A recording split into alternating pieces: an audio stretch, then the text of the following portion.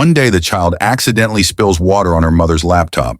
The mother quickly grabs a glass of juice and pours it over the laptop to cover the water stain. She knows if her husband finds out about the mistake, he will get angry and punish the child.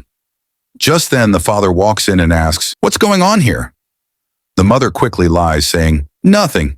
I just spilled some juice, no need to worry." She then distracts him by talking about his favorite food. The father doesn't ask more questions, and the mother successfully protects the child. Deep inside, the mother thinks that sometimes a little lie is helpful to protect someone, and she just wanted to keep her child safe from any trouble.